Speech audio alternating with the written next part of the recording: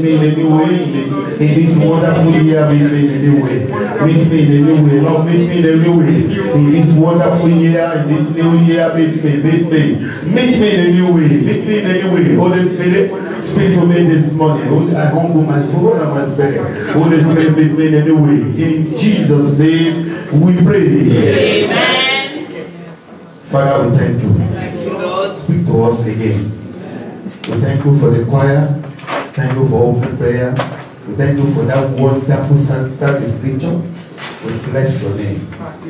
Daddy, make us a doer of the word and not an hearer alone. Lord Jesus, make us a doer of the word and not an hearer alone. Blessed be your name. In Jesus' name we pray. Amen. This morning I will be speaking shortly on power of love and unity. The word love and unity is common, but not everyone understands what it really stands for.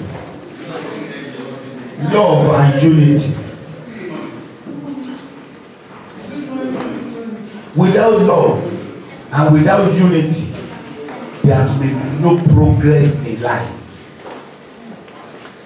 I did not say there will be no. I said there may be no. The progress that you find where there is no love and unity is not as progressive as when you have unity. Why do I know? You see, we are in the process, we are just moved here. Anyway, I want to thank you for your cooperation, endurance, because the greatest things that human being resists most is change. We are coming from a place where we just drive in at any time, find a place to park. To move to a place where we struggle to find parking. Like I said before we move there, I said we cannot eat our cake and have it. If the church wants to grow, we need to move to where we can access people that God has sent us to. And if we want to go there, then we have to go forgo some other things. And one of the things we forgo is the parking from where we are coming from. I know that the Holy Spirit will help us through. There are some areas this way that is free on Sunday. And God will give us that leadway to get a place to park. I'm talking about love and unity. I said, in life, without love and unity, there will be no progress that is meaningful. That is why you see, today, I said when we were moving, I noticed that even up to yesterday, let me use the fridge in the kitchen, that tall fridge. Somebody blessed the church with it. Before we could move the fridge downstairs up to this place, we have to carry 2 men their side, 2 men the other side. As I noticed that one of the men has got enough strength. But by the time we carry, the 3 of us carry it, but his own side, because he has not that he doesn't have power, but because the road is narrow, he cannot contain the 4 of us at the same time. So because of that, this man has not enough strength to hold that fleet. And what happened to that side where he was? That's it. That is what happened when love and unity is not practiced in a family, in a church, in a home, in somebody's life. The Bible in Romans 13 verse 8. Romans 13 verse 8 to 10. Do not owe anyone anything. Do not owe anyone anything. Except to love one another. Except to love one another. For the one who loves another has fulfilled the law. For the one who loves one another has fulfilled the law of God, not the law of man. Yes? The commandment. and he has fulfilled the commandment of God. You shall not commit adultery. The commandment says you shall not commit You adultery. shall not murder. You shall not murder. You shall not steal. You shall not You steal. shall not covet. You shall not And convert. if there is any other commandment, If there's any other commandment, all are summed up by this. all are summed up like by this. You shall love your neighbor. You shall love your. Neighbor So as many yourself. people, they don't steal, they don't lie, they don't commit adultery, but they lack love. And the word of God say, when you lack love, you fail in all. Mommy, sit down if I get this. Because we are in a new era. I literally want to beg you. I don't want to preach this morning. I just want to beg. Because we are in a new era. The era is the era of evangelism. Speaking the word of God through your character, through my character. And you cannot speak to people you don't love. You can't win a soul that you don't love. We cannot now do it without unity. Amen? Amen. Another Bible passage which talks about holiness, unity, and love. It is a motto. Very, very simple. We have it. Everybody have it around. What is the motto of this church? What is it there? Is there? Pursue peace with all people. Pursue peace with all people. And holiness. And holiness. Without which no one will see the Lord. We cannot show the love. Because God is love. We cannot say we know love. We are serving God. If I want to rewrite it a little bit, say pursue peace with everyone. And holiness, without which we cannot practice love. If you don't pursue peace with your neighbor, if I don't pursue peace with my neighbor, there is no holiness in me. You cannot say you are holy when there's no love and unity. There's no holiness. But when you find holiness and unity, you find love, you find progress, you find promotion, you find peace, you find the environment is palatable. Everyone is happy. Romans 15 verse 6 to 7. Power of peace, power of love and unity. So that you may glorify God and the Father of our Lord Jesus Christ. With a united mind. With a united mind. And voice. This is what Paul is saying to the Romans. He said the only way to glorify God our Lord is to have a united mind. Yes? And voice. Therefore, accept one another. Accept one another. Just as the Messiah also accepted you. Just as Christ also accepted you. To the glory of God. Glory of God. What is Paul saying there? That we cannot say nobody is righteous. Nobody is Mr. Know-it-all. So we will have times that we will cross each other's path. Amen. That's why the teeth and the tongue, there are times cross each other and you will bite yourself. Will you, because as a result of that, go to the hospital and say remove all my teeth or cut off my tongue? No. You manage each other. That is why the Lord said we should accept. The word accept there means if I too can make mistake, you can also make mistake. Then I must accept you as one in Christ. Shout hallelujah. Hallelujah. Am I speaking to believer? Amen. Mommy and daddy, God called us as his people to live in unity and in love with one another, so that that is the important thing that we can do to show that we are one fellow in Christ. God calls us as his people to live in unity and in love with one another.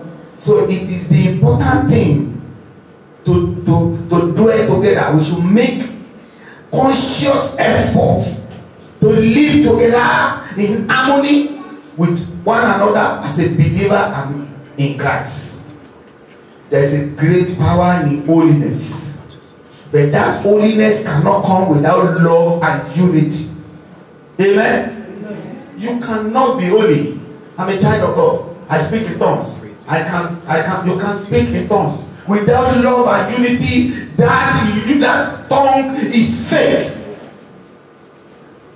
I am a pastor, general, evangelist, reverend. Without love and unity, your holiness is nothing to write home about. So how do we now dwell in holiness if we don't love our fellow believer? Let's start from there first. When we don't love our fellow believer, how do we now love the unbeliever that are suffering, languishing, that needs to know Christ?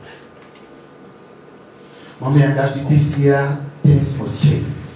Love and unity and holiness is like a three-legged stable. When one leg is out, it loses balance and accidents happen. Great damage take place. Amen? Amen? Am I speaking to somebody? This is standing. If by the time one of the leg is missing, what happens? It loses balance. And when it loses balance, whatever you place on it, what happened to it? That is why so many blessings are falling and we are saying it's Satan, it's the enemy, it's this. No, it's because we are not standing on the rock. You can't stand on the rock without love. You can't stand on the rock without unity. You can't stand on the rock without holiness. So these three key words is important this year. There can be no holiness without love and unity.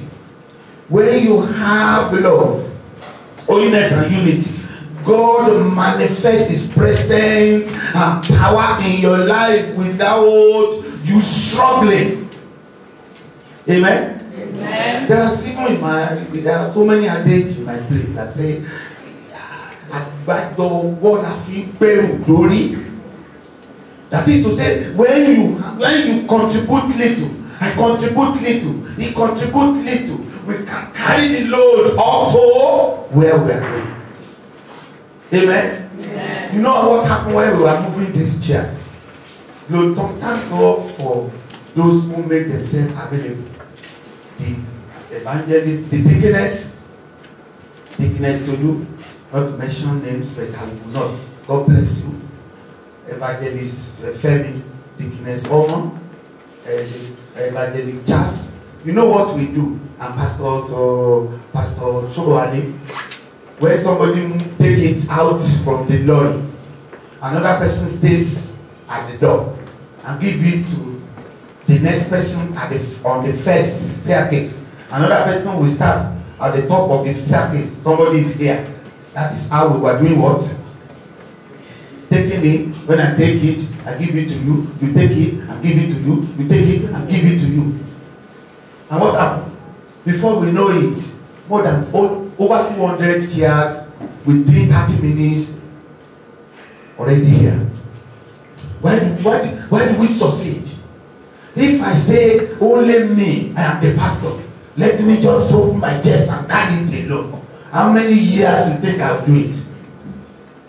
The day the youth speak that they will come and move their things, that is the same way.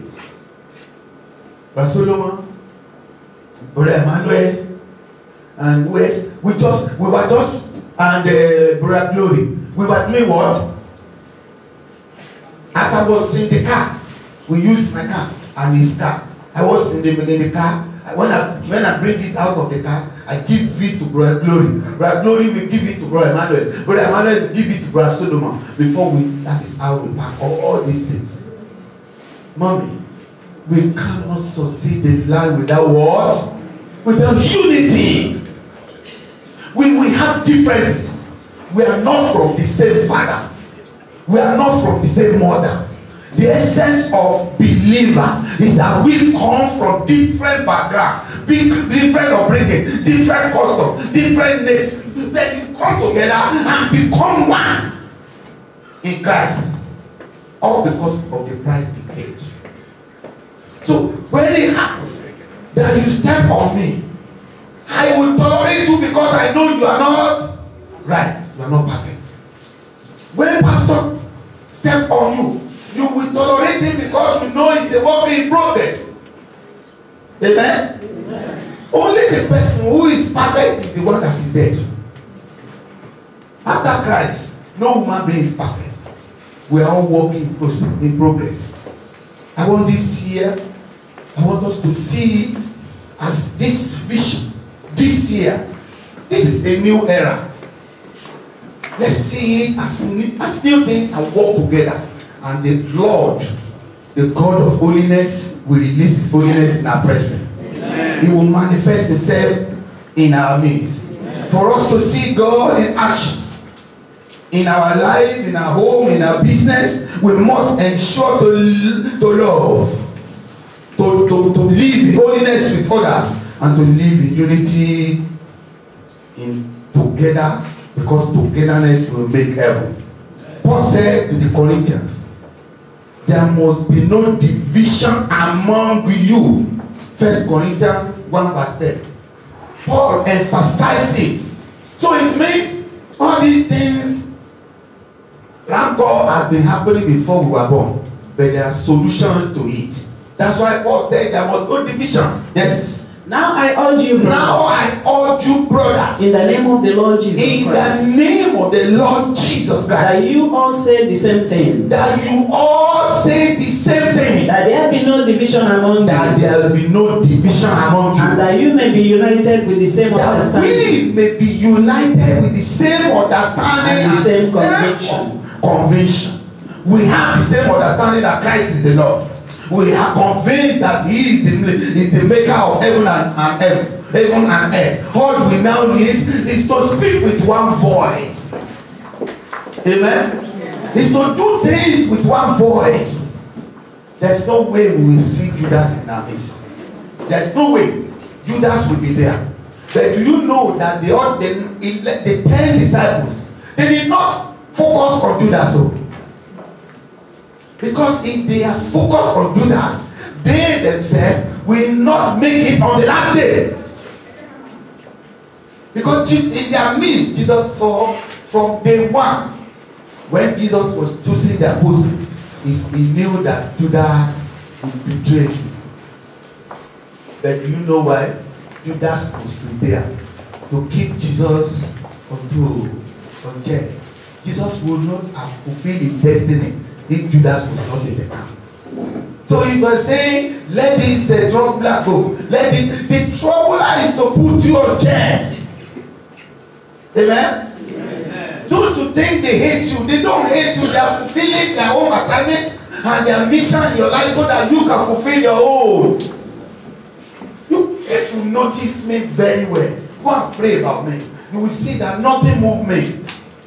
Nothing in this world than this work. If they say this one said this, I know. I will tell the person it is because he has a mission to solve in my life. Let me focus. Because without him or her, well, I will not be able to pray. You must realize that no one comes to your life without no reason. Every one of us that will come together under the umbrella of Christ and the house of favor, we have one assignment or the other. And God knows that we are here at this time. But if you fail in that assignment, that will be disastrous. I pray you will not fail. Amen. There's a great power in unity and love. And holiness will manifest. Paul said, we should endure to keep the unity. Ephesians 4 verse 2 to 6. We should endure to keep the unity. With all humility and gentleness. With all humility and gentleness. With patience. With patience. Accepting one another in love. Hey, evangelist, God bless you. Just hold on. Say, with all humility and gentleness. That is to say, we all have our differences. From Elisha, I cannot agree. They know they agree from my town. But the moment you come to Christ, you must let it go. So that you have that humility with gentleness. And the greatest thing is what? Patience. Impatient will win your soul. And as a result of winning your soul, you win the soul of the next person. Yes, ma'am. Diligently keeping the unity of the Spirit. Diligently keeping the unity of the Spirit. With the patience, with the peace that binds us. With the peace that binds us. There is one body. There is one body. And one Spirit. And one Spirit. Just as you are called to one hope. At your calling. One Lord. One Lord. One faith. One faith. One baptism. One baptism. One God. One God. And Father of all. And Father of all. Who is above all. Who is above all. And through all. And through all. And in all. What is Paul saying here? That we all are under one. You are from anywhere. Igbo, am I Igbo? Am I Yoruba? Am I Hausa? Am I from Caribbean? Am I from Ghana? We are under one God. And if we can maintain that faith and unity and love, the holiness that will move us up, the Lord will endow us. Today, I pray that the Lord will endow us. Do you know that we all have a role? So, I must not be jealous that Pastor Sobole is doing something and I'm not doing it. Pastor Simon is doing another thing. I'm not doing it. Why would they not give me this role? Or why can't they recognize me? Look at the young minister Solomon who is leading very well. And why am I not doing something? You have a role. Maybe you have not discovered your own. If you discover your own, you will be useful. And I pray you will discover your own. Amen. I say you will discover your role. Amen. You see what Ephesians 4 verse 11 to 13 said. Ephesians 4, 11 to 13. And he personally gave some to the apostles. God personally gave some apostles. Some prophets. Some prophets. Some evangelists. Some evangelists. Some pastors. Some pastors. And teachers. And teachers. For the training of the saints. For the training of the saints. In the work of the ministry. In the work of the ministry. To build up the body of Christ. Until we all reach unity in the faith. And in the knowledge of God's Son. Growing into a mature man with a stature measured by Christ's fullness. What is Paul saying? That we all have a role. Each one, nobody is useless in the body of Christ. No one. Because for the fact that you are not a teacher, you can be an usher and usher well. You can clean and clean well. Ever since I come in contact a sister in this church, she has been cleaning the sanctuary even from the other side. She has never, I said she's not in church. She will make sure Sunday, while everybody has gone, she will clean the church. And she's doing it faithfully, she's doing it with happiness. That is what we are saying. All of us cannot be a pastor. All of us cannot be teacher. There are so many administrative work, there are so many underground work that we need to do that you don't even need. Some people can even pick themselves and say, all we want to do is to pray concerning this ministry. Let the three of us start praying every 1 day in a week, 2 days in a week. We don't want the pastor to know. Let us start praying. They have their own role. That's their assignment. And when God wants to reward them, He will reward them for what they do. I don't want any quarrel this year. I don't want any misunderstanding this year. If I find that Mr. A, Sister A is doing something and I love it, let me go closer to them and say, I want to join this group. Or if I don't want to join this group, go and find out what you can do. Come and meet me. Like I said every time, this is a ministry that will be allowed to do what you want to do. So long as it comes through the Holy Spirit. So long as it has backing of the word of God. I will encourage you. I will even pray for you. And I will allow you to do it. Please. I want to beg you. I told you I'm not preaching today. I'm just begging. Let us come together in unity, in love, and in holiness to move this ministry forward. Amen. To move the work of God forward.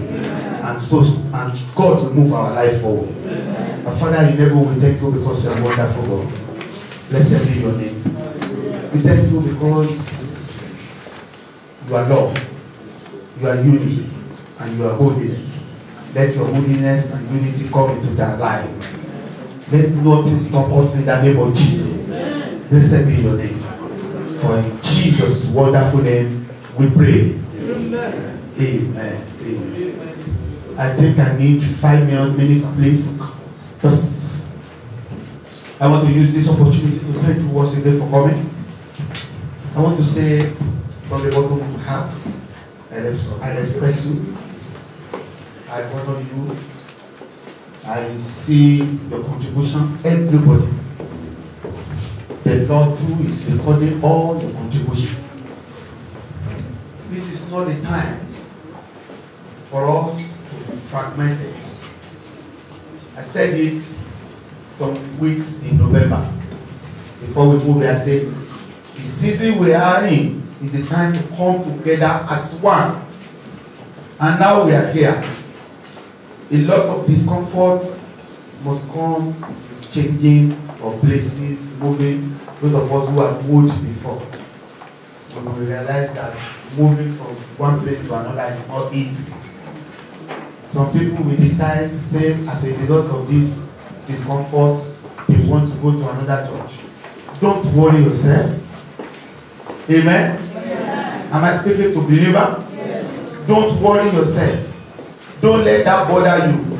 The only thing that must bother you is your salvation and the existence of this ministry. If you love ministry and you love what we are doing, pray for them so that they will not fail. Let them continue in the faith. Whether they are here or not, just pray, let them continue in faith. That's what bothers me. It is not if they have finished their assignment. Amen? If they have finished their assignment here, that should not be our cup of tea and begin to talk and begin to say, and did somebody offend them, and did they kill them? That's going to be. All you need to, while you are doing that, you are hurting your spirit. While you are doing that, you are sinning against God. While you are doing that, you are making things uncomfortable. Don't forget that our faith is not the same. When you are doing that, and you are calling people up and down, you are killing some people's faith. And if you send those people out of their place without their will, God will not do for that. So I just want us to focus and to know where we are going.